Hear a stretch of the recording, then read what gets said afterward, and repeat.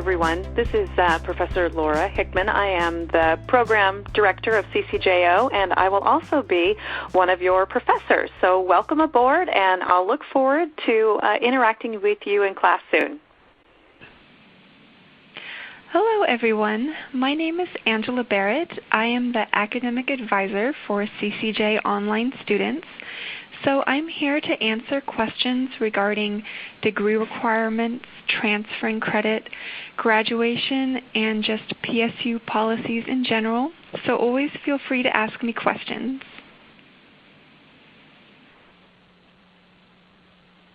Hi, my name is Wade Nasinovich. I'm the financial aid counselor who is the CCJO coordinator. I'm here to answer all of your financial aid questions. Please feel free to contact me at our contact phone at 503-725-2256 or at the CCJO Financial Aid email address at ccjofa@pdx.edu. I look forward to working with all of you. Hi, everyone. This is Dr. Hickman again, and I'm going to take a couple of minutes just to talk through with you some information about your faculty in the CCJO program. First thing that you should know is that we are the same faculty that you would have if you were on campus. Our professors are very highly trained in our field. They've gone to a number of different kinds of universities throughout the country, and several of our faculty have graduated from very top-ranked PhD programs in the country. And all of us share a common commitment to really making a difference. And we do so in different ways in different policy arenas. Several of our professors are very oriented towards working with police agencies. Several of our professors work a lot with juvenile agencies and corrections. Several of us also work across different policy arenas. And the goal of all of our work is to try to generate research and knowledge and students like yourself who can go out and make a difference in the field by improving policy and practice. And you'll notice as you look at across our website at the different backgrounds of our faculty that we publish a lot. We also engage in a lot of different types of research activities. And all of this, again, is really designed to make a difference in the world, to reduce crime and to reduce victimization ultimately. And we want you to learn these same skills, to get the opportunity to go out there and make a difference yourself, and starting with the work that you do within our program. Another important thing to know, aside from the qualities and credentials of your faculty, are the course facilitators that you'll meet throughout your experience within CCJO. These folks are going to be very important to you. We call them course facilitators. In other programs, they might be called teaching assistants. But we find that they really do facilitate a great experience for our CCJO students, so we give them a different name. One of the things that you'll find about your course facilitators is they're available to you, just like your faculty, on a consistent basis throughout your experience in each class. They'll reach out to you. They'll help answer your questions along with your faculty. If you are curious about how a class is going to go, if you'd like additional information about the course requirements, they're going to assist your faculty in terms of grading and getting back to you with any kind of feedback about your performance. They're important parts of the teaching team that you'll notice are there to help support you and your progress throughout the program. So it's important that you do take advantage of the help that they're offering to you within each class, and be sure that you do reach out to them, know who they are, and utilize them just like you would your professors for helping you do the best work that you can in each one of your classes.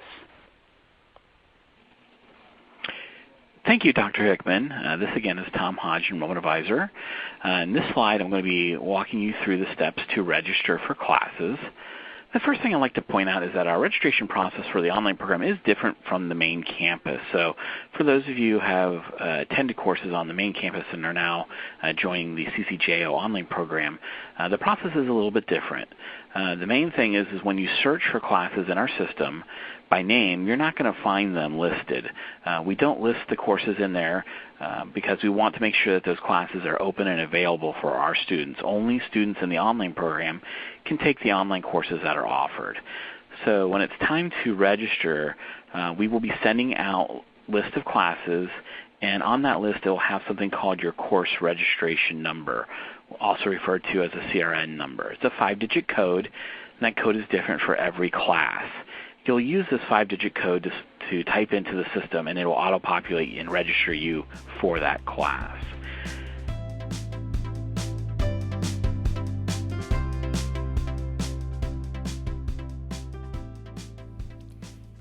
This slide shows the home page for the MyPSU website.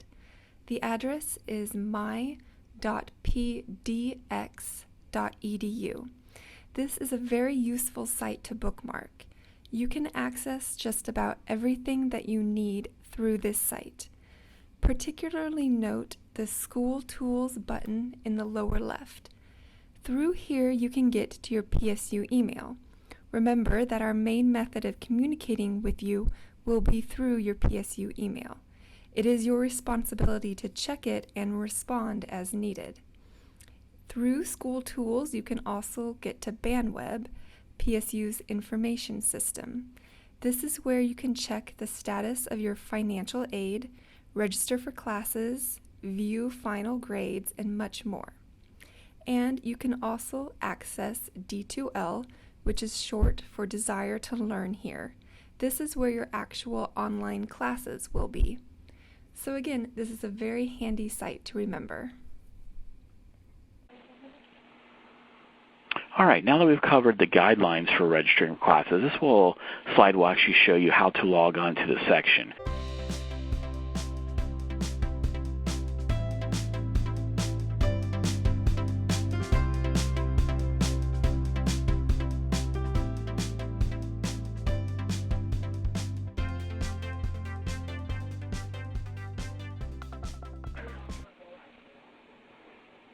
Okay, now that you're in the Student Services and Financial Aid screen, you want to click on Registration.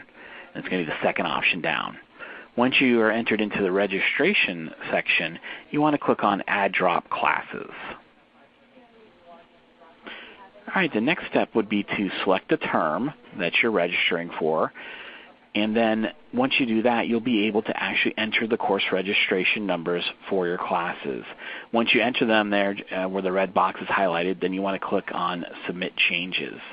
You can also go back and review your student schedule back on the Student Services page that you were on previously. So once you enter your CRN numbers, you want to double check and make sure that you're in the right classes. You can go back and view your schedule from that page as well. At the same time we send out registration instructions, we also will be sending out information on how to order your textbooks.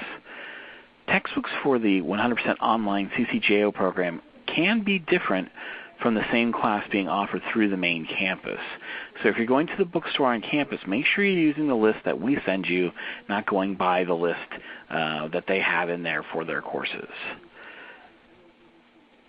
Please do not order your textbooks prior to speaking with an advisor to make sure you're getting the right books or you're going off the list that we send out.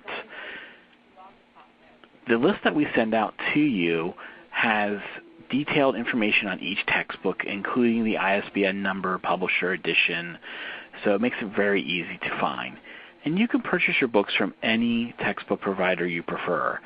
If you prefer digital versions of the book, or you like used copies, or you want to purchase a new version, it's really up to you as long as you're getting the correct book. Just keep in mind that not all textbooks manufacturers produce digital copies. So if there's one available and you do like to use them, feel free to order it. Just keep in mind they may not be available for all courses.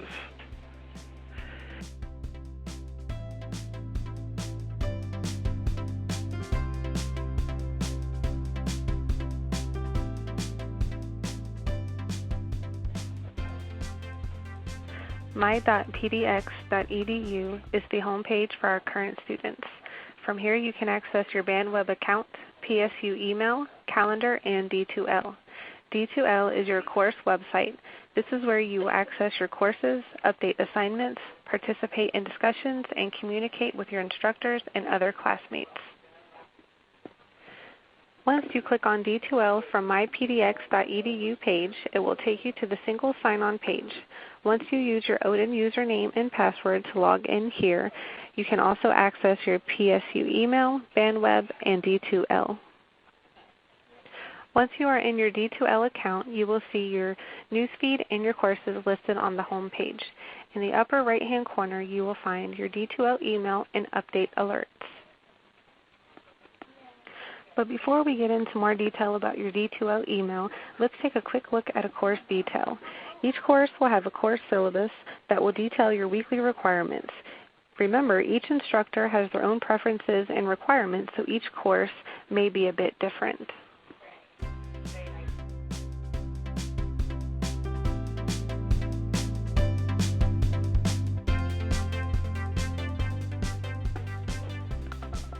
We have a great advising center with helpful information and resources you will need as a student in this program. Be sure to visit our website for more details. Hi, this is Wade Nasinovich again, the CCJO coordinator. We're just going to be reviewing the system that you would use to view your financial aid outstanding requirements and accepting your awards. Assuming that you are admitted to the university and that you've completed your FAFSA at fafsa.gov, you would want to navigate the same system that you use for registration, bandweb.pdx.edu. Once you log on to BandWeb, you are going to select the Financial Aid tab, and under the Financial Aid tab, there are two selections that you would make. You would either select Accept and Decline Your Award, that is if you've been awarded, or if you have outstanding requirements that are holding up your awarding, you would select Outstanding Requirements. Once you log on to your BandWeb, if you are going on to accept or decline your awards or to view your outstanding requirements, it's important that you select the correct aid year. Once you use the pull-down menu to select the correct aid year, you can submit to that aid year and you will see the awards or the outstanding requirements for that particular aid year.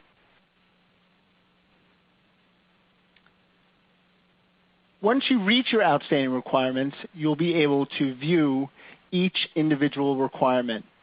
Some of these requirements require that you submit tax documentation or income verification, and other forms such as a dependent verification worksheet or a parent verification worksheet are electronic and submit directly into our system without having to print out any paper copies.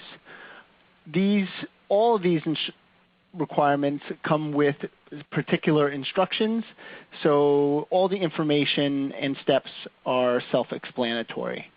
Once you submit these outstanding requirements and all the outstanding requirements are listed as under review on your BandWeb account, they typically take 3 to 4 weeks to be processed. Once they are processed, then you can return to BandWeb to view your awards.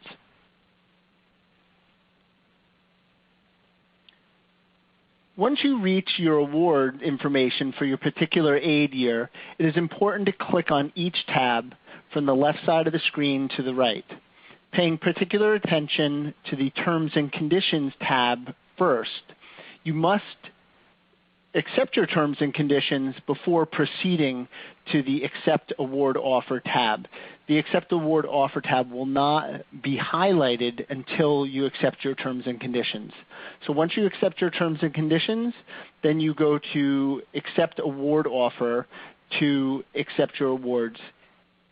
On this screen, you'll be able to review all your awards and you'll be able to accept them for the complete aid year.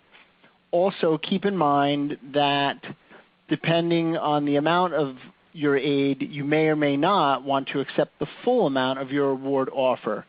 So it is also acceptable to accept a partial award for the aid year.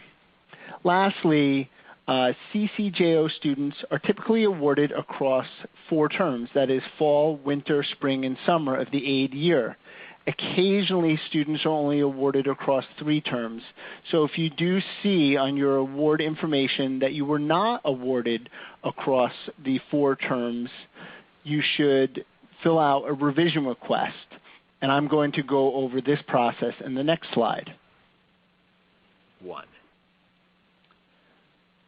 A revision request form is an electronic form that you would also complete by going to your financial aid outstanding requirements through your BANWeb account. Some of the reasons why you'd want to complete a revision request is you want to make enrollment changes. So you'll be, say, changing your enrollment from full-time to half-time, or increasing your Stafford loans due to grade level. So since there are different loan amounts depending on whether you're a freshman, sophomore, junior, or senior, you could make these loan increases by completing a revision request.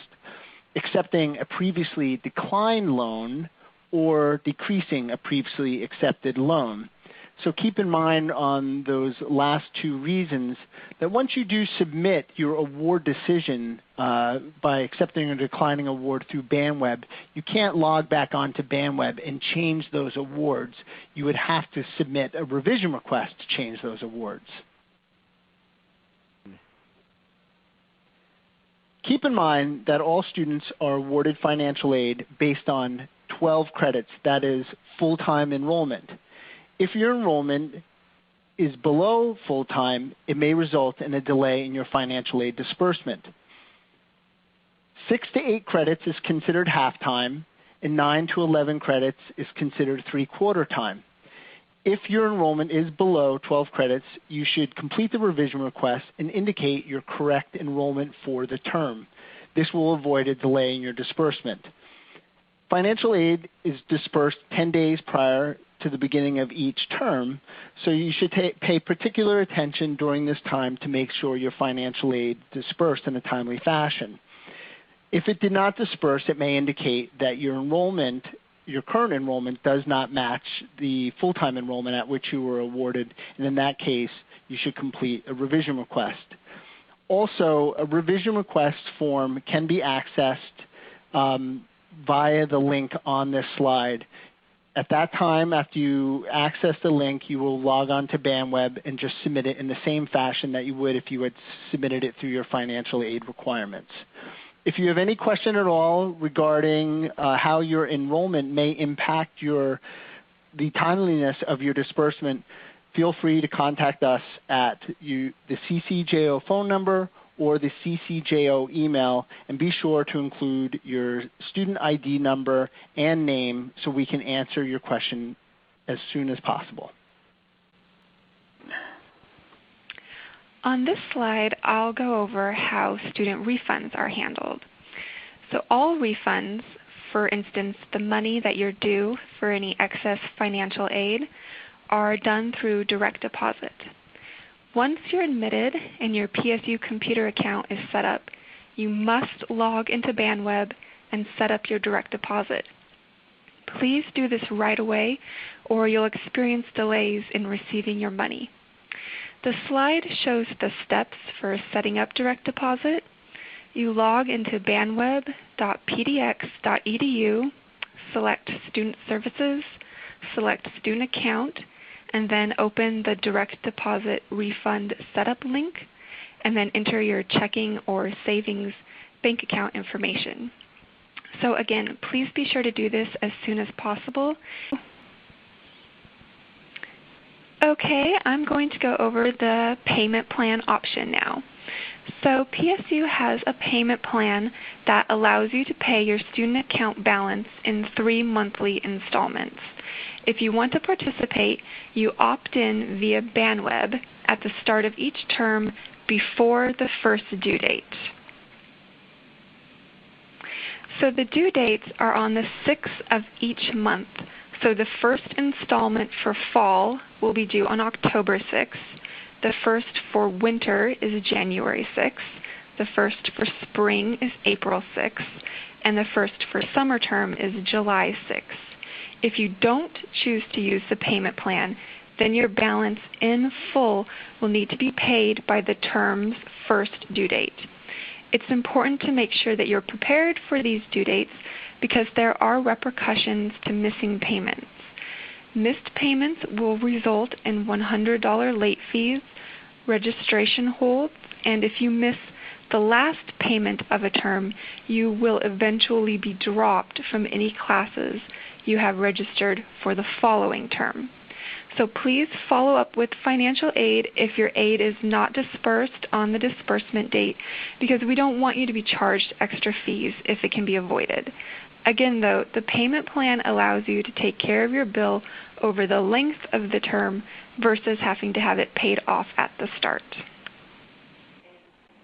This concludes our webinar presentation for the new student webinar for the Criminology and Criminal Justice online program. We hope you found it useful and beneficial.